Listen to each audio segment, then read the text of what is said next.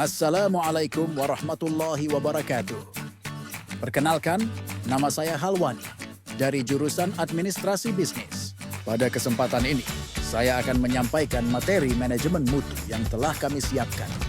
Semoga apa yang saya sampaikan dapat bermanfaat dan menambah wawasan kita bersama. Mau bisnis atau organisasimu makin keren dan dipercaya pelanggan? Kuncinya ada di manajemen mutu. Yuk, kita bedah tuntas apa itu manajemen mutu dalam 60 detik. Manajemen mutu adalah pendekatan sistematis untuk memastikan setiap produk, layanan, dan proses memenuhi atau bahkan melampaui harapan pelanggan. Menurut ISO 9000, ini adalah sistem untuk mengarahkan organisasi terkait mutu. Sementara itu, ahli seperti Joseph Juran mendefinisikannya sebagai kesesuaian produk dengan kebutuhan pelanggan. Tujuannya jelas, menjamin kepuasan pelanggan, meningkatkan kualitas, mengurangi pemborosan, dan membangun daya saing.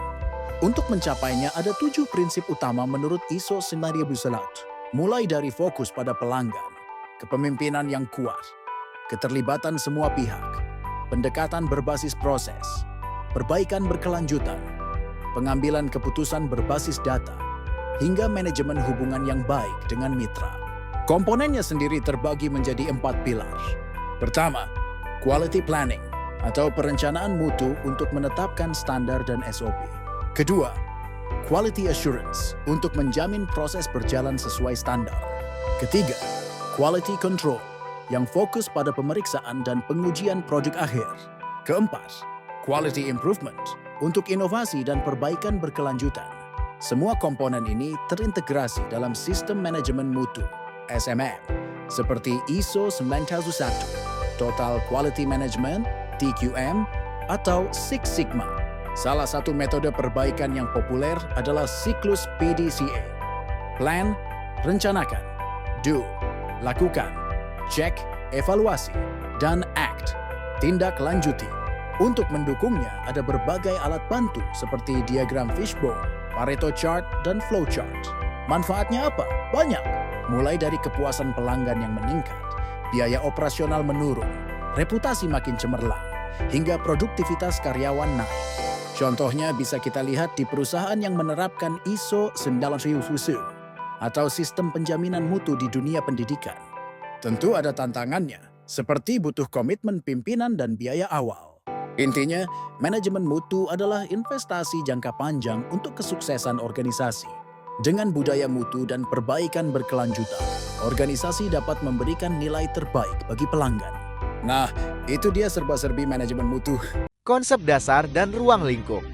Manajemen mutu bukan hanya pengendalian produk akhir, tetapi mencakup cara organisasi merencanakan, menjalankan, mengevaluasi, dan memperbaiki seluruh proses agar mutu terjamin.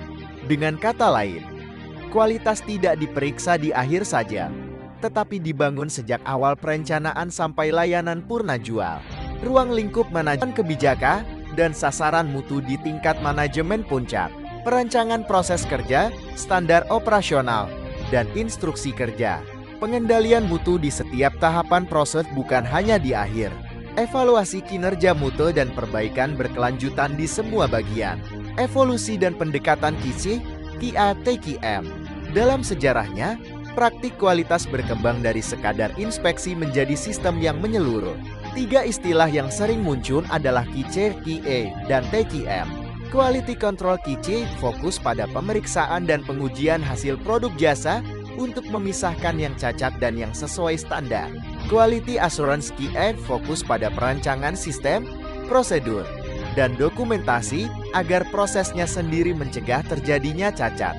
Total Quality Management TQM, pendekatan menyeluruh yang melibatkan semua orang, semua proses, dan menekankan budaya mutu serta perbaikan berkelanjutan. Manajemen mutu modern biasanya menggabungkan ketiganya. Ada inspeksi KICI, ada sistem dan dokumentasi KIA, dan ada budaya serta keterlibatan semua pihak TQM. Prinsip-prinsip manajemen mutu penjelasan lebih rinci. 7 prinsip manajemen mutu dari ISO 9001 tahun 2015 sering dijadikan kerangka dasar dalam merancang sistem mutu organisasi. 1. Fokus pelanggan, bintang. Organisasi memahami kebutuhan pelanggan eksplisit dan implisit seperti kualitas teknis, kecepatan layanan, keamanan, serta pengalaman penggunaan. Ukuran kinerja utama bukan hanya produksi internal, tetapi kepuasan pelanggan, keluhan, loyalitas, dan persepsi kualitas di mata pelanggan. 2. Kepemimpinan. Pimpinan menetapkan visi, kebijakan mutu, dan sasaran mutu yang jelas, lalu mengkomunikasikannya ke seluruh karyawan.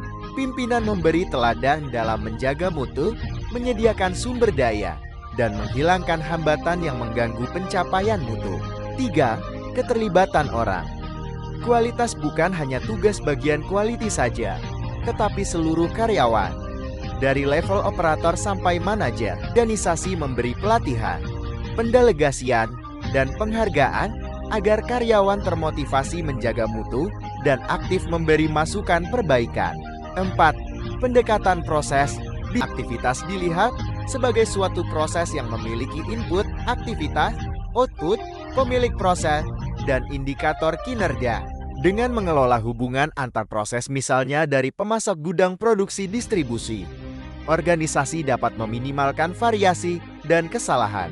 5. Peningkatan berkelanjut. Perbaikan dilakukan terus-menerus, tidak menunggu masalah besar muncul. Alat-alat perbaikan seperti PDCA, root cause analysis, dan saran perbaikan dari karyawan digunakan untuk menaikkan standar mutu langkah demi langkah. 6.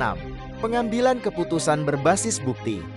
Keputusan MASILNY mengubah proses, mengganti mesin, atau menghapus prosedur diambil berdasarkan data, fakta, dan analisis, bukan sekadar intuisi. Data bisa berupa hasil inspeksi, statistik cacat, waktu siklus proses, data keluhan pelanggan, atau hasil audit. 7.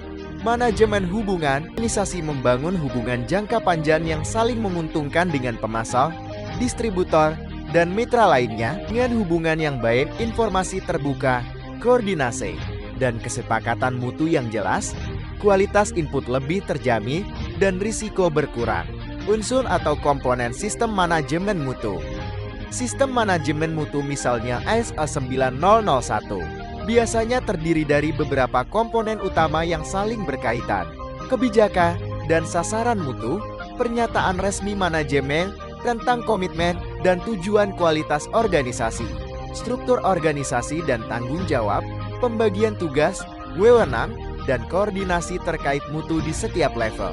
Prosedur dan instruksi kerja terdokumentasi, standar operasional tertulis agar pekerjaan konsisten dan dapat diaudit.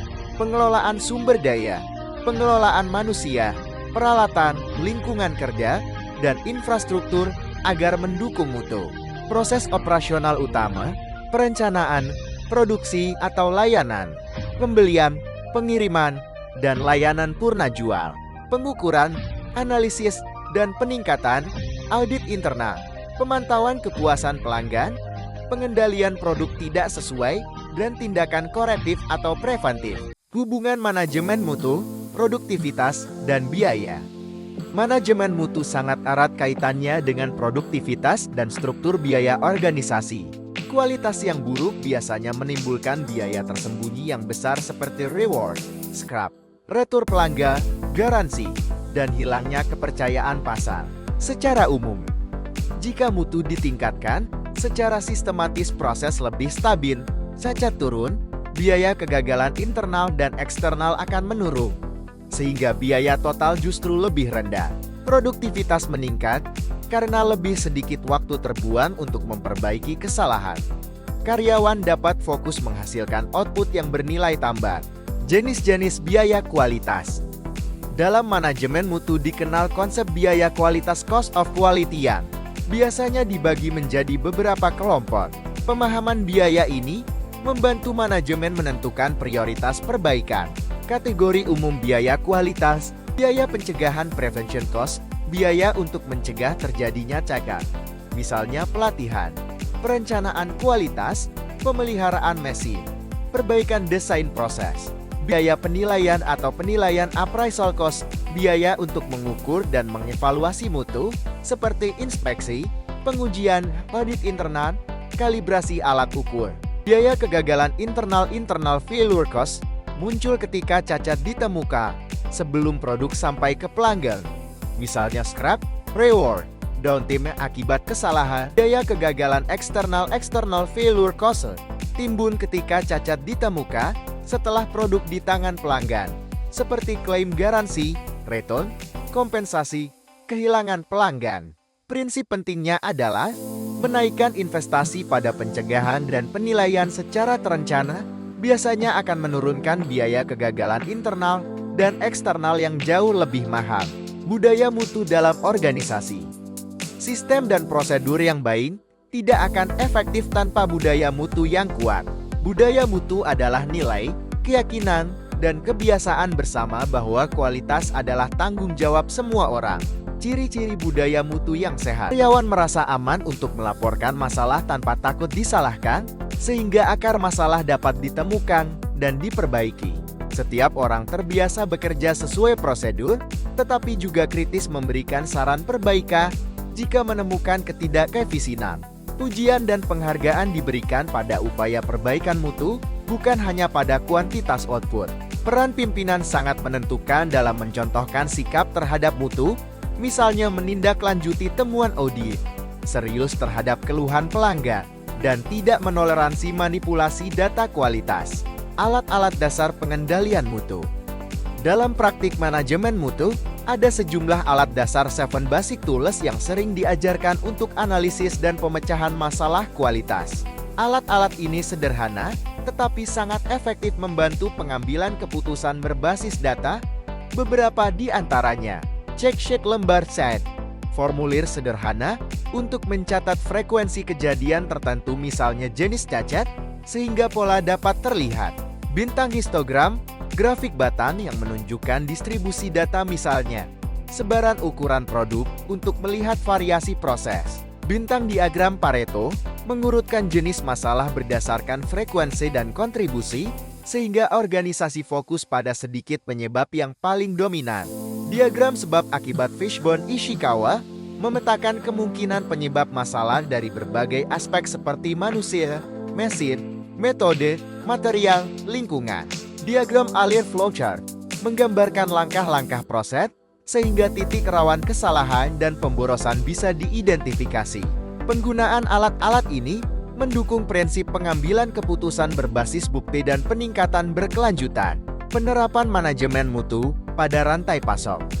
Manajemen mutu tidak hanya berhenti di dalam organisasi, tetapi meluas ke seluruh rantai pasok supply chain.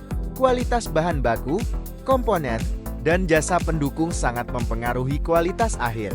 Beberapa praktik penting: menetapkan spesifikasi mutu yang jelas dan terukur untuk pemasok, termasuk kriteria penerimaan dan metode pengujian. Melakukan evaluasi dan audit pemasok secara berkala, lalu mengembangkan kerjasama peningkatan mutu bersama.